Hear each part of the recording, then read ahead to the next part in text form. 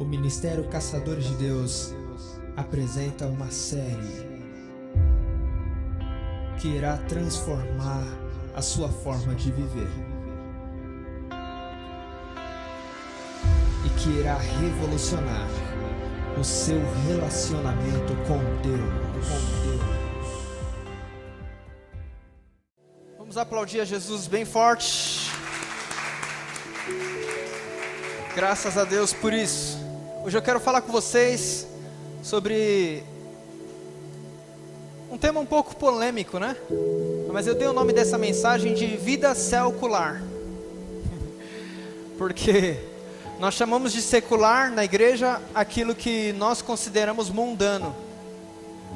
Chamamos de secular na igreja aquilo que consideramos impuro que seja.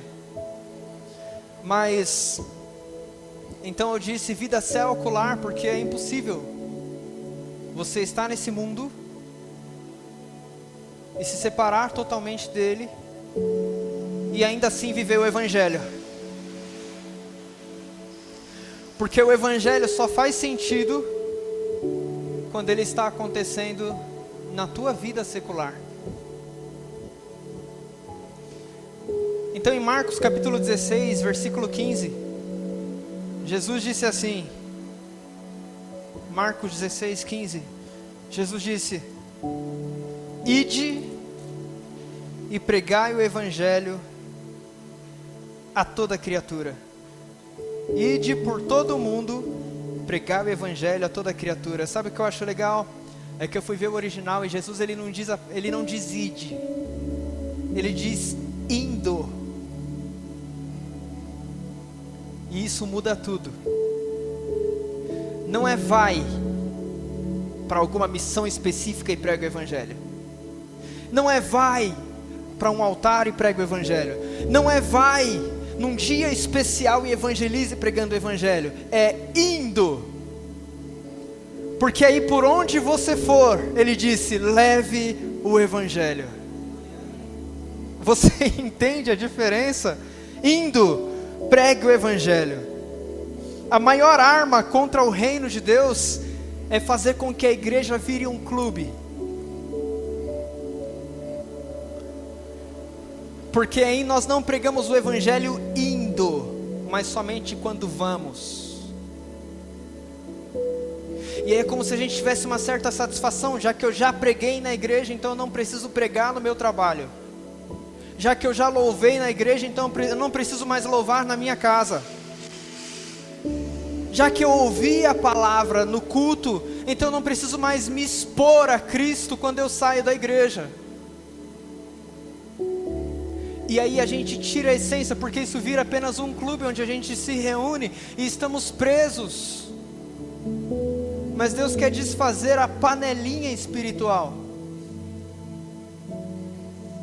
para que nós possamos alcançar além dessas quatro paredes e indo, possamos pregar o evangelho a toda criatura. Diga glória a Deus por isso.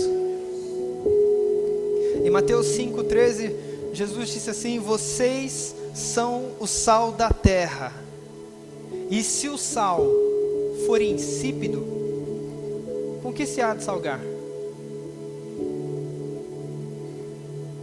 E aí veio uma pergunta na minha cabeça, meu Deus, até falei para Jéssica, me dá um pacote de sal, porque eu preciso ver uma coisa.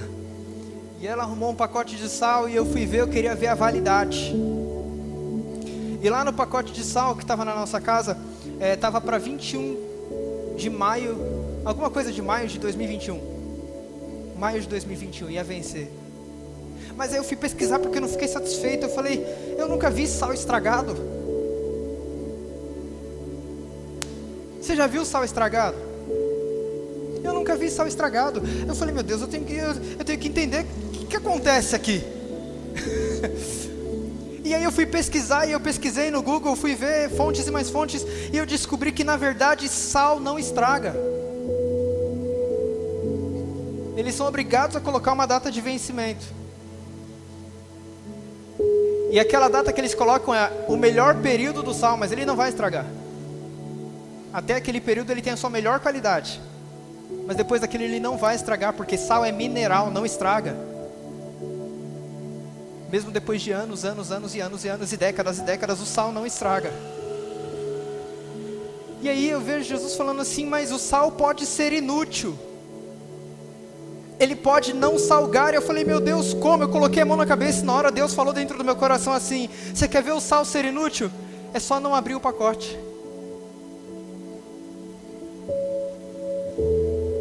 E ele disse, vocês são o sal da terra. E a única maneira de vocês se tornarem insípidos é não saindo do pacote. Meu Deus. É estando presos e ajuntados todo mundo num só lugar. E onde só tem sal, ninguém aguenta comer. É sal demais. Quem me entende, diga glória a Deus. Cara, a gente precisa deixar de ser um clube. Urgentemente. Eu fiquei feliz porque um amigo meu que não vai na igreja, ele é contra a ideia de religião, enfim, ele tem lá o seu tipo de fé, e ele mandou uma mensagem para mim, porque ele viu no status eu falando que ia falar sobre isso, ele falou, por favor me manda essa mensagem, mas ele não é crente, ele não é evangélico. Crente eu falo no sentido de evangélico, ele crê em alguma coisa, mas ele não é evangélico. Como é que ele perde a um pastor evangélico uma mensagem? Só uma coisa que pode estar acontecendo, é o sal fazendo sentido, fora do seu pacote. E aí a gente deixa aquela conversa que a gente teve há um tempo atrás lá em Guanás, num grupo com a igreja, a gente deixa de apenas fazer manutenção de crentes, para ir além disso aqui. Quem me entende, diga glória a Deus. Cara, você precisa entender isso e pegar isso. Aí eu li em Mateus 13:33, o reino dos céus é como o fermento. E o fermento só começa a ter efeito quando ele se mistura com a massa. Nossa. Eu estou falando isso para gerar em você um começo de alguma coisa. Existem pessoas ouvindo essa mensagem agora e você precisa entender uma coisa, cara. É para você parar de ter medo de estar em lugares que foi proibido pela religião. É para você parar de ter medo. Porque nós nos tornamos criaturas fracotes, onde nós só acreditamos que Jesus pode impactar as pessoas se elas estiverem no nosso meio, mas elas não podem ser impactadas se nós estivermos com elas. E Jesus era o contrário disso. Ele ia, e indo, pregava o evangelho a toda criatura. É para você parar de ter medo. Vida secular. Quem me entende, diga amém. Cutuca o seu irmão do seu lado, fala para ele assim, pega aí, fala para ele, pega aí, fala. Quem sabe a gente entendeu santidade errado, né? Quem sabe? Em João 17:15, Jesus disse assim, eu não rogo que os tires do mundo, mas que os livres do mal. Jesus estava orando por você, e ele orou a seguinte oração, não os tires do mundo, Pai, porque eu sei que a importância deles é no mundo. Não os isole do mundo. E aí então a gente, com a religião, o diabo conseguiu fazer a gente começar a caminhar na direção contrária daquilo que Jesus orou, fazendo com que a gente fala, a gente tem que se afastar de todo mundo que não é crente, a gente tem que se afastar de tudo que está no mundo, tem que se afastar de todos eles, e aí a gente começa a odiar o mesmo mundo que Deus amou. Escuta com toda a sua atenção e com todo o seu coração. A música gospel nos faz adorar e a secular nos faz pecar. Ou seja, a música escolhe se você é adorador ou não. Você virou um adorador circunstancial e não de espírito. Adorador de trilha sonora e não em verdade. Assim, uma letra pode ser um absurdo, mas as suas palavras que magoam, julgam, machucam, você não chama de secular. A nossa santidade e consagração é um ato de amor ao Deus que criamos, mas o mesmo ato nos afasta do mundo que o Deus real amou de tal maneira que deixou o céu para socorrer. O nosso evangelismo é tão medíocre que funciona com panfletos, faixas e camisetas, mas não funciona num churrasco onde toca funk com a família. Servimos a Deus nos nossos templos, mas não o servimos como Ele mesmo pediu, e assim o deixamos nu, doente, preso, com sede e com fome. Em nós, a palavra virou pregação, mas em Jesus a palavra era o próprio ser dele. A gente precisa despertar para isso. Eu vou ler para você João capítulo 1, versículo 14. Porque nem todos os versículos eu tenho na cabeça, sabe como é que é. E o verbo se fez carne e habitou entre nós. Escuta, a palavra se fez carne. O verbo se fez carne e habitou entre nós. Você entende que isso quer dizer que Jesus era a própria palavra em pessoa? Ele era a própria palavra de Deus em pessoa. Você consegue entender isso? E a própria palavra de Deus em pessoa habitou entre nós. E o chamado de Deus para mim e para você é que nós também sejamos a palavra de Deus em pessoa. E assim o evangelho deixa de ser uma pregação e se torna uma forma de vida, entende? Cara, você precisa entender isso. Você precisa entender isso. Escuta o que eu estou te falando. Uma vez eu estava ministrando numa terça-feira lá na casa da minha mãe, reunidos. A gente fazia uns estudos ali. E eu lembro que eu falei o seguinte, na verdade depois de uma pregação longa, porque eu prego sempre rapidinho, mas aquela foi longa. E aí eu lembro que eles comentaram dizendo assim,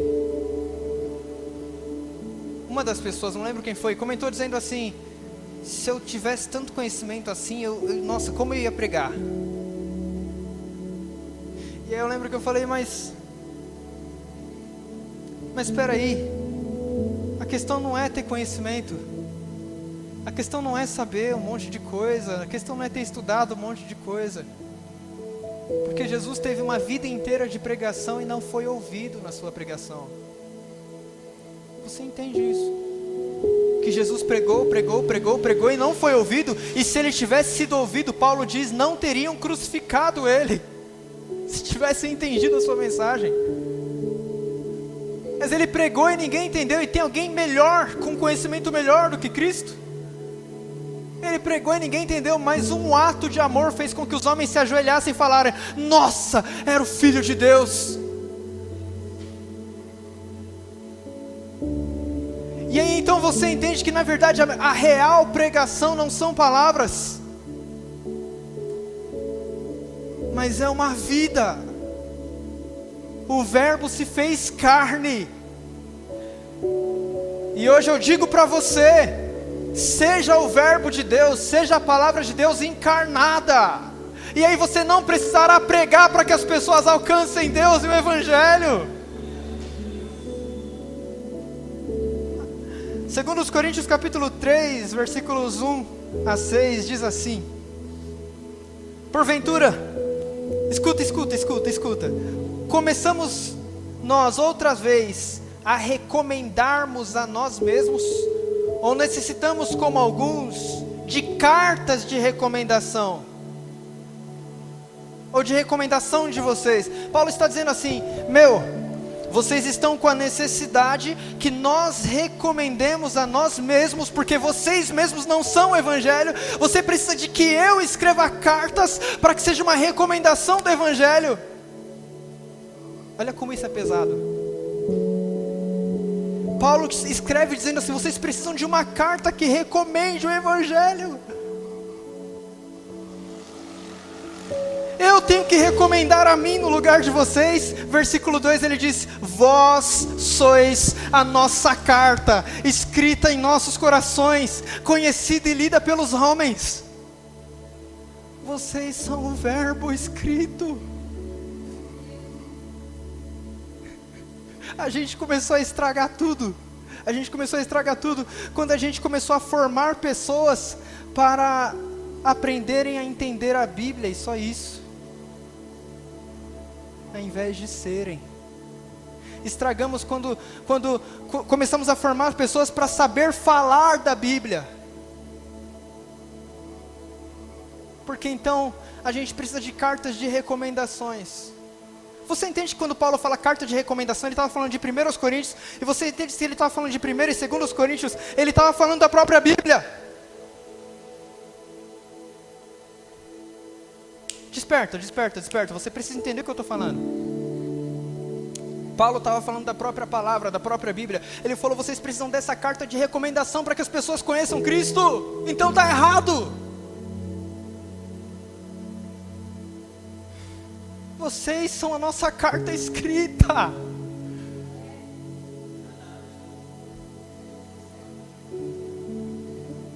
Versículo 3: porque já é manifesto que vós sois a carta de Cristo, ministrada por nós, escrita não com tinta, mas com o Espírito do Deus vivo. Diga glória a Deus. Não em tábuas de pedra, mas em tábuas de carne do coração. E é por Cristo que temos tal confiança com Deus. Ele diz tal confiança porque imagina você ser o próprio verbo de Deus. Como eu posso ter tal confiança? Não parece uma missão muito grande? Não parece uma missão muito árdua, muito pesada e de alguma maneira até difícil de encarar diante da graça? Porque como é que eu vou ser todo esse exemplo? Não é? Então Paulo diz no versículo 5: não que sejamos capazes pelos nossos próprios méritos de fazer alguma coisa de nós mesmos, mas essa capacidade vem do próprio Deus, o qual também nos fez capazes de ser ministros de um novo testamento, não da letra que mata, mas do Espírito que vivifica. Você entende que então, se tudo isso está tão misturado, a palavra de Deus comigo e eu com a palavra de Deus, eu começo a perder a linha de divisão entre a vida espiritual e a vida secular? Eu queria chegar aqui. Se eu estou tão misturado com Deus, ao ponto dele falar: você é a minha própria palavra encarnada, viva. Como é que eu vou fazer uma linha divisória que divide a minha vida secular da minha vida espiritual com Deus? A palavra será a palavra onde ela estiver, e o Evangelho será o Evangelho onde estiver. Escuta, que a igreja pare de ser um lugar para que seja um chamado, que altar pare de ser uma construção e se torne um coração, que louvor pare de ser um momento de 30 minutos e vire uma forma de viver, que o louvor saia debaixo da tutela de um ministro e se apresente com uma gratidão constante que independe de instrumentos, microfones e um condutor humano. E que culto pare de ser uma reunião marcada e se transforme para sempre em uma entrega racional de consciência. Aí fará sentido. Mas enquanto nós tivermos essas divisões, meu querido, outro dia eu sentei com uma pessoa ali Ela falou para mim assim: eu não subo no altar. Eu falei: por quê? Porque nem sempre a gente está em santidade, como é que eu vou subir no altar? E eu perguntei assim, eu falei assim: você acredita que você vai para o céu? Não acredito, porque Jesus, né, que é o Salvador. Eu falei: então quer dizer que o altar é mais difícil de entrar do que no céu? É porque fazemos divisões, cara. Você entende? Altar precisa deixar de ser uma construção de madeira para se tornar num coração. Entendeu? A igreja precisa parar de ser um lugar. Vamos para a igreja. Não. Precisa parar de ser um lugar para se tornar um chamado. Você sabe que a palavra igreja, sabe qual é o significado da palavra igreja? Você já pesquisou o significado da palavra igreja? A maioria sabe que a palavra igreja vem da palavra eclésia. Mas você sabe qual é o significado de eclésia? Chamados para fora. Chamados para fora. Que igreja deixe de ser um lugar e se transforme num chamado. Aleluia. Meu Deus do céu. Deus, ele flui do interior, você entende? Ele é o contaminador, ele não é contaminado. Deixa eu ler para... Parou? Amém. Deixa eu ler para você Tito capítulo 1, versículo 15. Todas as coisas são puras para os puros, e todas as coisas são impuras para os impuros, porque a sua mente já está contaminada. Você ouviu? Você ouviu isso? Você acredita que isso está na Bíblia? Que todas as coisas são puras para quem é puro, mas tudo é impuro para quem está com a mente contaminada. Percebe? Então a gente transforma coisas em pecado. A gente transforma coisas em secular por causa da contaminação da nossa mente. E aí as tatuagens, né, dos nossos jovens nos preocupam mais do que o orgulho tatuado no nosso coração, né? Não é? Aí eu vou falar. Aí nós queremos tratar da moda dos piercings, mas não queremos tratar dos furos da nossa própria alma. Aí um palavrão dói no nosso ouvido, mas adoramos ouvir uma fofoca. E assim coamos os mosquitos e engolimos os camelos. Quem me entende, diga glória a Deus. Então para, cara. Para. Os discípulos estavam comendo à mesa e Jesus deixou uma lição linda. Eles estavam comendo à mesa e eles não lavaram a mão antes de comer. Aí o pessoal foi até Jesus e falou: os seus discípulos não têm educação. Por quê? Eles falaram assim: eles vão se contaminar. E Jesus falou: por que vão se contaminar? Porque eles não lavam a mão antes de comer. Isso vai contaminar eles. E aí Jesus falou assim: o que entra pela boca não é o que contamina o homem, é o que sai de dentro dele que contamina ele. A gente tem que parar com a ideia dos estereótipos. Você entende? O problema é o estereótipo, cara. Quando alguém consegue falar: mas a igreja é preta, misericórdia, ela está preocupada com o estereótipo. Mas o que escurece o homem não é a cor da parede, cara. É a mágoa do coração, é a inveja. O que escurece o homem não são as cores que a gente usou para pintar esse templo, que é só parede. O que escurece o homem é muito mais profundo do que isso, sai de dentro. Você entende? Não é porque o rapaz usa um brinco, cara. Não é porque usa um piercing, não é porque fez uma tatuagem, sei lá mais o que. É importante deixar isso claro. que Jesus não está preocupado com esses estereótipos. A tatuagem era tão importante para Jesus, mas tão importante que o Novo Testamento não faz uma menção sobre o assunto.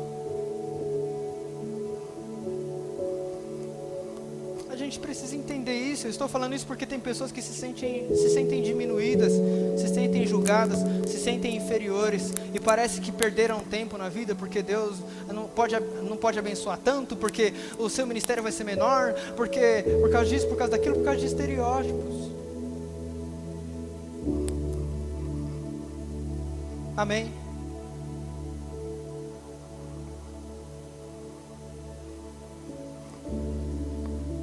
Eu vou ler aqui para vocês Colossenses, capítulo 2, os versículos 20 a 23.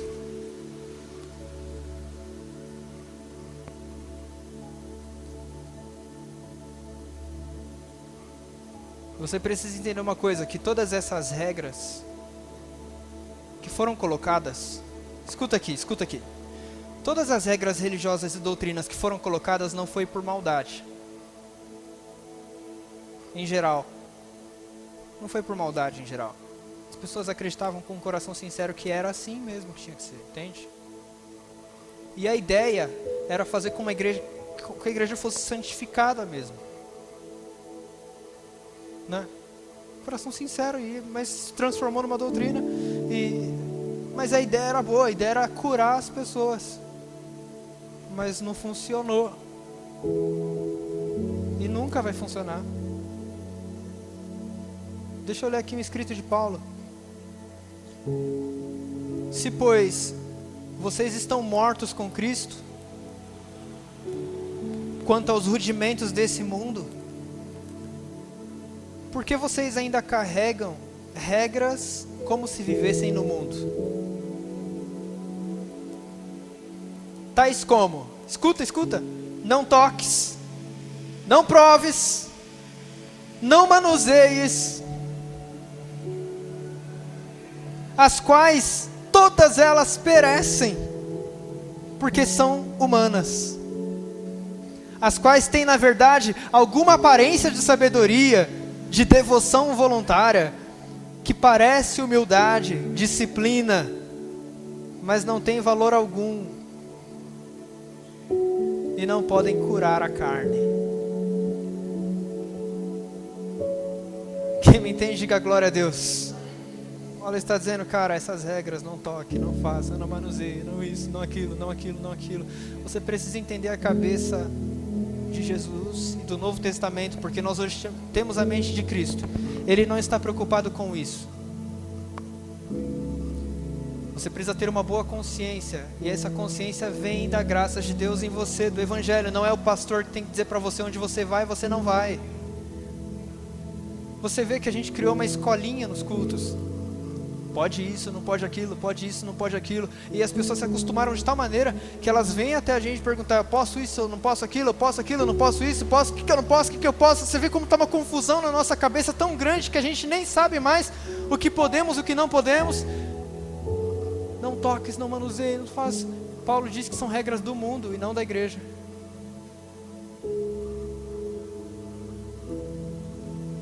Eu quero fechar com 1 Coríntios 6:12, que conclui muito bem o que eu estou dizendo aqui, onde o apóstolo Paulo diz assim: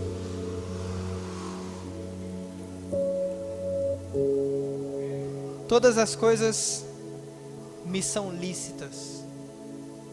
Tem uma tradução que diz, todas as coisas me são permitidas, mas nem todas me convêm. Todas as coisas me são permitidas, mas eu não me deixarei dominar por nenhuma. Você vê que Paulo fala, todas as coisas me são lícitas, mas nem todas me convêm. Porque ele sabia o que convinha a ele e o que não convinha a ele. Mas os líderes religiosos querem saber o que convém a ele e o que convém a você. Não é assim? E aí a gente nunca cresce, a gente permanece na infância. espiritual. Você precisa saber que todas as coisas são lícitas e permitidas, mas nem todas te convêm. Vai me fazer crescer, vai me edificar, vai me levar para o meu propósito, me convém. E para de ter medo. Amém. E cada irmão tem um propósito diferente, entende? Paulo fala assim, um come vegetal e outro come carne. Aquele que come vegetal não pode julgar o que come carne. E aquele que come carne não pode julgar o que come vegetal apenas. Porque cada irmão tem um propósito diferente. Isso estava claro na igreja primitiva, ficou escuro para a gente. Mas ele entendia que cada um tinha um propósito, então cada um convinha alguma coisa. Ou não. Então eu quero que você amadureça numa coisa. Você precisa saber o que te convém. Sabendo que Deus deixou esse mundo, Deus criou esse mundo, Deus criou a terra, Deus criou essas coisas para que o homem dominasse sobre ela. E outro ponto que Paulo diz, tudo me convém, mas eu não vou me deixar dominar por nada. Se aquilo que eu acredito que me convém me domina, então eu não quero mais. Porque quem domina sou eu. Você entende? Quem manda sou eu. Diga glória a Deus. Você está criando uma abertura na sua cabeça. Ah, pastor, é uma pregação tão chata de ouvir, eu sei, mas ela está abrindo a sua cabeça. Ela está gerando consciência em você. Ela está gerando crescimento e maturidade em você. E eu estou aqui para isso. Para te gerar maturidade, para que você encontre o caminho. Porque caminho é diferente de estrada. A Bíblia Sagrada diz que o levita e o sacerdote passaram pela mesma estrada. E o samaritano também passou pela mesma estrada, mas cada um passou por um caminho diferente. Na mesma estrada, um foi de passos largos, mas o caminho do samaritano na mesma estrada era diferente. Estamos todo mundo na mesma estrada, mas cada um está escolhendo um caminho. E que o seu caminho seja um caminho que, mesmo que seja uma estrada chamada secular, você indo, pregue o evangelho a toda criatura. A verdadeira santidade, ela não se abala com o secular. E quando eu falo verdadeira santidade é porque a Bíblia Sagrada diz que Cristo nos deu, nele, a santidade. Não é porque nós estamos conquistando ela, é porque Ele nos deu. Sem santidade ninguém verá Deus, entende? Então Ele nos deu. Mesmo quando erramos, é substituídos nele. A verdadeira santidade nunca se abala com o secular. Agora escuta, Jesus, pela lei da santidade, jamais ia se aproximar de uma prostituta. Pela lei da santidade. Porque a prostituta era muito secular. Mas ele tinha cura para ela. Pela lei também, Jesus não poderia se aproximar do leproso. Ele era secular demais. Mas Jesus se aproximou dele. O tocou e o curou. Pela lei, Jesus não poderia ter curado aquela mulher no sábado. Mas ele, indo contra todos esses preceitos, curou. Pela lei, Jesus não poderia abençoar aquela mulher adúltera no poço, porque o adultério era digno de morte e não de bênção. Mas ele, indo contra tudo, o fez.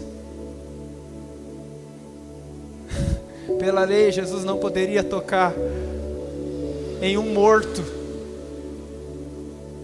Entende? Não é permitido, não pode, não faça, não toque. E Jesus falou: eu vou tocar. E ele tocou, e quando ele tocou, porque o propósito dele convinha, o morto ressuscitou. E pela lei da santidade, Jesus não poderia ter ido para a cruz, Porque a Bíblia diz: maldito todo aquele que for pendurado no madeiro.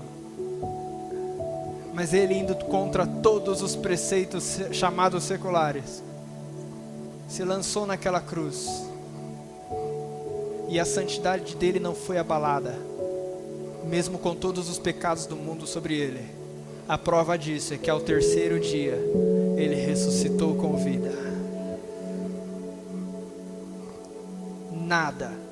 Nada pode deter aquilo que Deus colocou dentro de nós.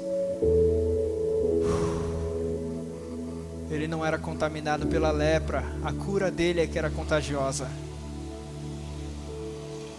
Então, coloca isso no seu coração, cara. Coloca isso no seu coração. Eu vou encerrando por aqui, mas eu quero que você coloque isso no seu coração de verdade. Se a gente é sal, primeiro ponto, a gente não estraga. Jogue o sal em qualquer lugar do mundo e ele continuará salgando. Entendeu? Jogue o sal em qualquer lugar e deixe ele por quanto tempo quiser e ele não estragará. Tire todo o medo do seu coração. Ai, mas você vai se desviar, ai, meu Deus, como eu posso me desviar de um amor tão grande? Não dá mais, é um caminho sem volta. O que Jesus fez por mim é um caminho sem volta, e agora eu só posso crescer em graça, mesmo que eu esteja num lugar que você não concorde. E é por isso que eu, mesmo tendo um chamado de pastor, também sou chamado para tocar no mundo, e eu toco. E uma dessas vezes, num dos bares onde eu toquei, ainda toquei uma música evangélica no fim. Mas se eu não tocasse a música evangélica no fim, a graça alcançaria do mesmo jeito, porque eu estava dizendo: é preciso amar as pessoas como se não houvesse amanhã. Então para de fazer divisão entre uma coisa e outra, porque o que importa não é isso, entende? Mas é que eu seja o próprio verbo, onde quer que eu esteja. Vamos aplaudir a Jesus.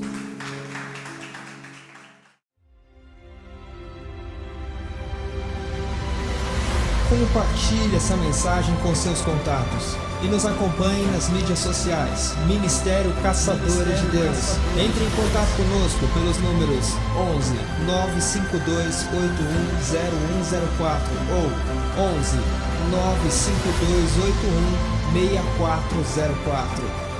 Nós somos a geração do avivamento.